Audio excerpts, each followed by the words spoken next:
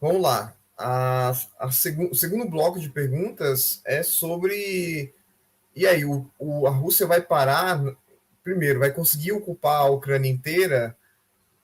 E se ocupar, vai parar ali? Né? Até o Luiz perguntou se.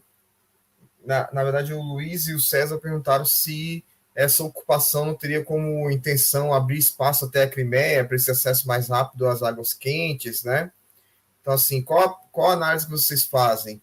Primeiro, assim, pegando outros conflitos, né, contemporâneos, a gente pensa que não será tão rápido, né, como se imagina, a ocupação rápida. Você vê Afeganistão. Afeganistão seria uma ocupação rápida, né, a promessa norte-americana, e nós sabemos que não foi, né? E também o que eu estou visualizando é que essa ocupação na Ucrânia também será demorada, e quanto mais ela demorar, pior para a Rússia, para o Putin, né? Mas e tem gente falando já que o Putin não vai parar. Ontem eu vi na Globo o cara falando que, fazendo uma comparação, o Hitler começou dessa maneira, anexando um território, e fez uma guerra mundial. A grande pergunta é, fazendo uma síntese de tudo que os colegas falaram, né? Perguntaram aqui no chat e no Instagram. O Putin vai parar aí, o objetivo dele é um caminho até a Crimeia, ele vai desmilitarizar a Ucrânia, depois vai recuar. Qual é a análise que vocês fazem desse objetivo aí né? Pós-invasão? Giovanni, quer começar? Ou quer começar? Pode ser. Eu acho que o Putin, como o Murilo falou, ele não esperava que existisse esse tipo de resistência, mas alguma resistência ele saberia que podia acontecer, inclusive com ameaças do Biden antes, né, da União Europeia dizendo que ia apoiar e bababá, coisa que não aconteceu. Então eu acho que ele não pensava nisso. Agora, se ele vai continuar, é um exercício muito difícil, um prognóstico muito complicado de se fazer.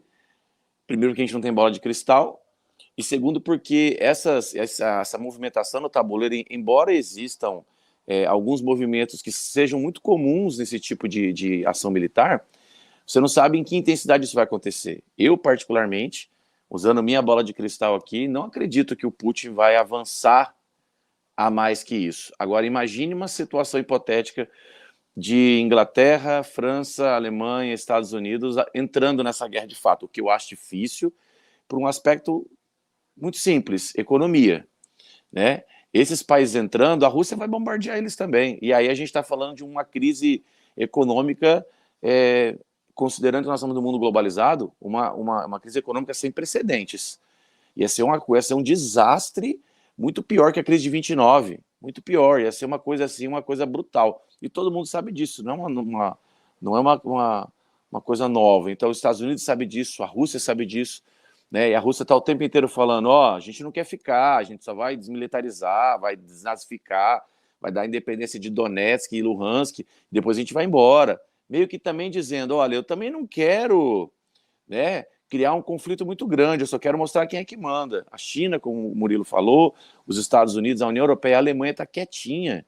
A Alemanha não quer se meter em nada, acabou de investir bilhões num gasoduto enorme, gigantesco, com a Rússia. Então, tá todo mundo meio que, cara, não vai ser bom para ninguém essa guerra. Então, eu acho que o Putin ele vai, na minha opinião, se manter ali. Agora, se entrar mais alguém nesse conflito, aí a gente vai ter proporções que não dá para saber onde isso vai parar, inclusive financeiramente, para a gente, brasileiros, por exemplo. Murilo? É verdade. Dentro dessa questão, todo mundo está quietinho, né? Quietinho por um lado, os discursos estão bem incisivos, e a Alemanha hoje já declarou que vai aumentar seu orçamento de defesa, né, com volumes que não, enfim, sem precedentes desde o final da Segunda Guerra Mundial. Então, percebam como o que eu falei, né, de uma perspectiva de uma Europa, uma OTAN mais coesa, né, mais unida e mais fortalecida, né, depois dessa questão.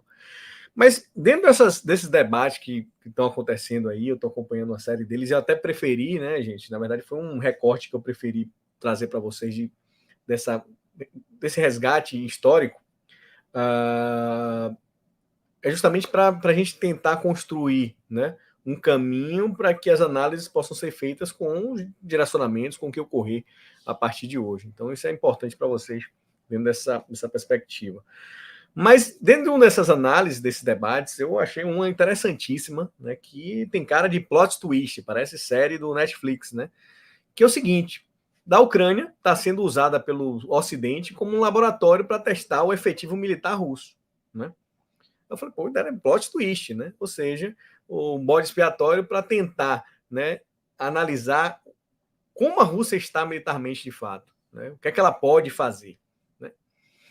Não é tão absurdo, né? É interessante, né, a gente pensar nisso, porque como a gente não está vendo reação nenhuma, né, isso acaba tendo uma certa, né, razão de ter sido levantado esse ponto.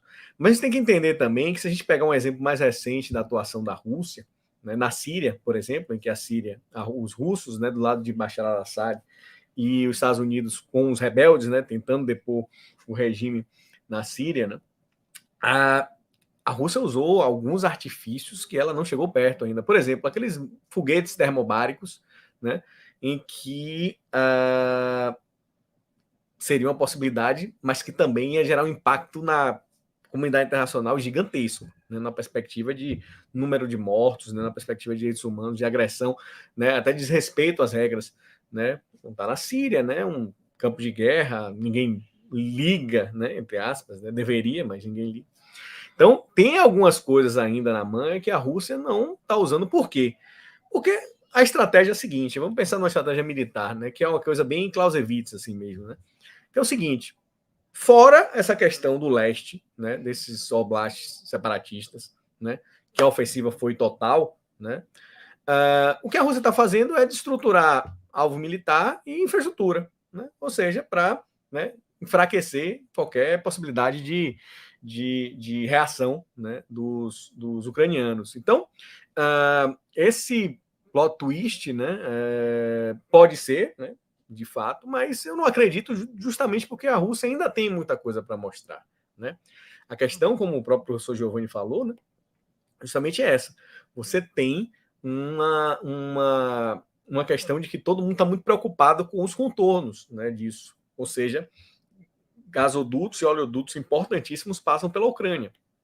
A Alemanha, apesar de, né, conduzir essa questão do reforço, né, no seu orçamento de defesa, né, mas ela é muito dependente do gás russo. Então, a grande discussão é como é que a gente pode promover essas sanções de uma forma mais incisiva, né, sem impactar diretamente na nossa realidade econômica, né, e gerar uma crise, como o professor Giovanni falou, sem precedentes desde 1929, que a gente não tem uma crise assim, apesar de que 2008 também trouxe, né, uma crise muito significativa, mas justamente essa questão. Então, até onde a Rússia vai, Rafael? Essa é uma pergunta de $1 milhão.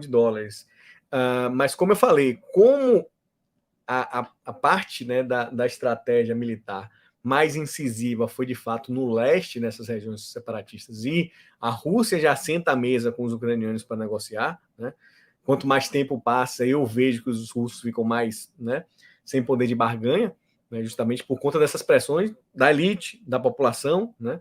Hoje mesmo teve uma série de prisões, né, em São Petersburgo, que a gente falou mais cedo aí de Pedro Grande, porque na Rússia é proibido você fazer manifestações, né? Então, é basicamente isso. Eu não vejo a Rússia se expandindo mais do que a Ucrânia, justamente por essa razão, dela não estar, né, sendo tão incisiva como ela foi no leste da Ucrânia, né, em outras reuniões. Então, em breve, eu vejo um cessar-fogo, porque Putin está cada vez mais pressionado. Sim.